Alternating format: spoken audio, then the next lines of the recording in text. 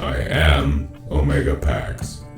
I am the last of the Cybertronian historians. This is the history of Transformers.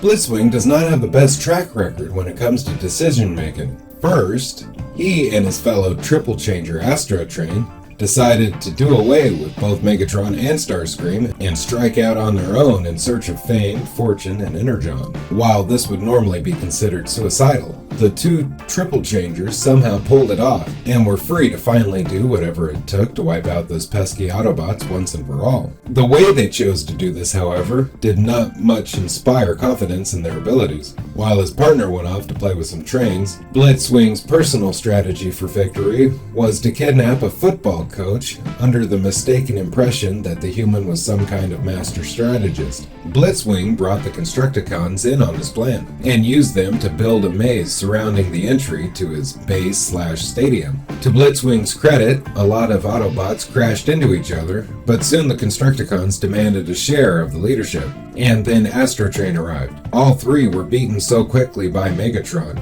that it was almost embarrassing, and Blitzwing crept carefully back into the Decepticon ranks, hoping nobody would remember what had happened. Blitzwing, alongside his friend Astrotrain, would later travel to the castle of Lord Chumley in an attempt to form an alliance with the humans. Once there, he came across a rather attractive human female who was crying and tied to a chain. Telling her to stop your crying, he then attempted to step on her, but found it was a trap that covered him in a rather constructive and impenetrable green slime. Astrotrain could not believe how Blitzwing gets into these messes. Later, Blitzwing and Astrotrain were both held captive by Chumley. To add insult to injury, Chumley told them that he would rather have the help of an Advar than that of a Decepticon.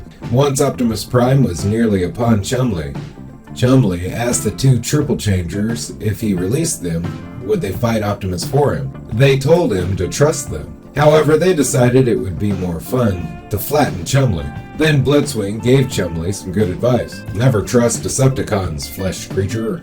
Once the Autobots were freed, Blitzwing retreated alongside Astrotrain, leaving Chumley in an unflattened condition. Blitzwing was also present during the infamous assault on Autobot City in 2005, where he was at the head of the first attack. Together with Shrapnel, he battled Hot Rod and Cup at Lookout Mountain. In a fight that did not go in his favor, Blitzwing is shown participating in the general carnage of Autobot City a short time later, and is one of several Decepticons who ran afoul of Optimus Prime. Unlike his less fortunate comrades, Blitzwing was able to avoid being run over, and even managed to shoot back a little before Prime beat on him, which is more than most Decepticons expect when facing Optimus Prime. In fact, Blitzwing made it through the entire battle more or less intact. When the Quintessons arrived on Char to bribe the Decepticon army with promises of energon and revenge, Blitzwing was the only one of his comrades to turn down their offer. He had met their kind before and did not trust them, though he could not remember why. Upon the triumphant return of Galvatron, Blitzwing was the only Decepticon left to greet him. Later, during an assault on Cybertron, it was Blitzwing who discovered that the Quintessons were lying to Galvatron and plotting to destroy all of the Transformers instead of just the Autobots. He tried to report this to Galvatron, but when he could not convince the Decepticon leader, he turned to Rodimus Prime for help. Together, Blitzwing and Rodimus were able to stop the Sharkticon commando team that had infiltrated Cybertron.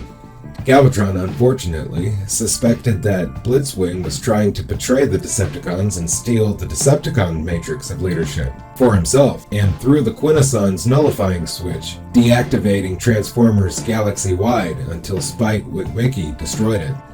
With the Quintesson's deception revealed, Galvatron attempted to renew hostilities with Rodimus, but Blitzwing drew his weapon and targeted Galvatron, stating that the battle was over for now. Seething but seeing little alternative, Galvatron accepted and withdrew his forces from Cybertron, but banishing Blitzwing from the Decepticon ranks forever.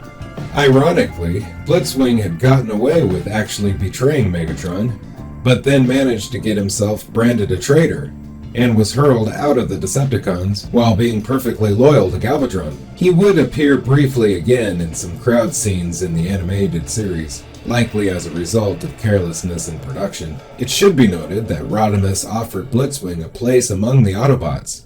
Blitzwing did turn it down, but also mentioned his respect for Rodimus. This makes Blitzwing one of the few notable Decepticons who do not seem to have any real hatred for the Autobots.